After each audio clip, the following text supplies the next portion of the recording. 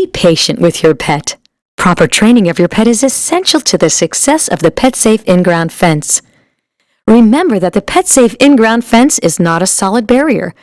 The keys to training your pet to use the PetSafe system are patience, fairness, firmness, and consistency. Train for 10 to 15 minutes at a time, and don't try to do too much too quickly. More frequent short sessions are better than less frequent longer sessions. If your pet shows signs of stress, slow down the training schedule, add additional days of training, or increase the amount of playtime with your pet in the pet area. Common stress signals include pet pulling on leash toward the house, ears tucked, tail down, body lowered, nervous, frantic movement or stiffening of pet's body. Your pet must be completely comfortable near the boundary flags at the end of every training session. Spend at least 5 minutes of playtime at the completion of each session within 10 feet of the boundary flags. Finish each training session on a positive note with lots of praise and play. Remove the receiver collar after each training session.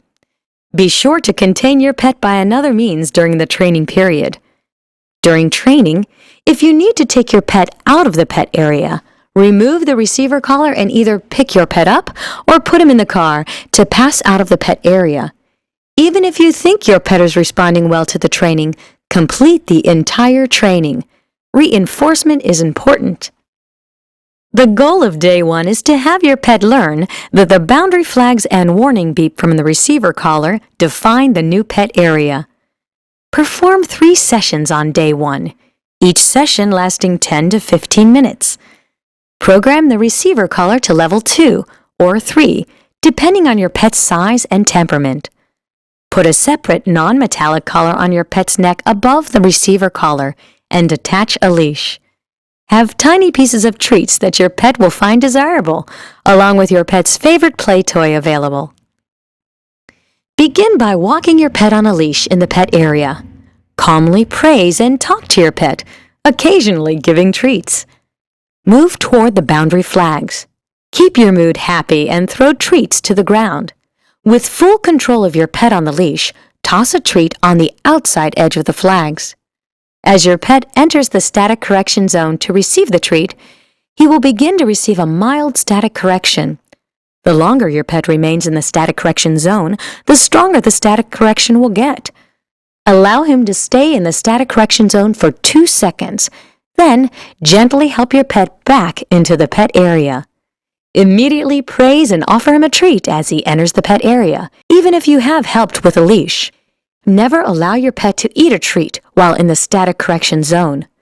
Wiggle a boundary flag to help your pet understand that the discomfort of the static correction happens around the flags. Repeat this process at several different boundary flags. Your pet should start to resist going after the treat in the static correction zone. If your pet continues to enter the static correction zone, check the fit of his receiver collar and allow him 2 to 3 seconds in the zone before pulling him back to the pet area. The goal of days 2 to 4 is to train your pet to stay in the pet area and respect the boundary while you are outside of it. Perform 3 sessions per day, each lasting 10 to 15 minutes. Program the receiver collar to levels 3 or 4, depending on the size and temperament of your pet. Put a separate non-metallic collar on your pet's neck above the receiver collar and attach a leash. Have tiny pieces of treats and your pet's favorite play toy available. Repeat the steps described in day 1, but drop the leash leaving your pet in the pet area. Walk outside the boundary and wiggle the boundary flags facing your pet. Continue around the entire boundary doing this, tossing treats to your pet in the pet area and praising him. Never allow your pet to eat the treat while in the static correction zone. Days 5 through 8 of the training session constitute the distraction phase. Your pet should still be on a leash. Program the receiver collar to levels 3 or 4 and create distractions, such as other family members calling your pet from beyond the warning zone. If he stays put, reward with a treat. If he strains at the leash, allow your pet to enter the static correction zone and get corrected a couple seconds before pulling him back into the pet area. Then praise and treat your pet. Do this for 10 to 15-minute sessions, 3 times daily. Now it's time for the leash to come off, under close supervision. Stay and play with your pet for sessions lasting for a few minutes at first, and then working up to an hour or more by day 14. Between days 15 and 30, your pet should be able to run free, but check in on him at regular intervals. With the PetSafe Deluxe in-ground fence, your pet is safely contained, but still enjoys a sense of freedom. Once your pet learns the boundary zone, he will be reluctant to cross it for walks or car rides. You have 2 options. First option, replace the receiver collar with a regular collar. Then put your pet in your car within the pet area and drive him out of the pet area. Option 2, replace the receiver collar with a regular collar and leash. Walk your pet out of the pet area with a command such as, "Okay." Always leave the pet area with a leash, and your pet will associate leaving the pet area only on a leash.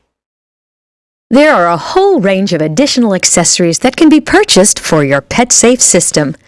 Simply contact the Customer Care Center at 1-800-732-2677 or visit our website at www.petsafe.net to locate a retailer near you.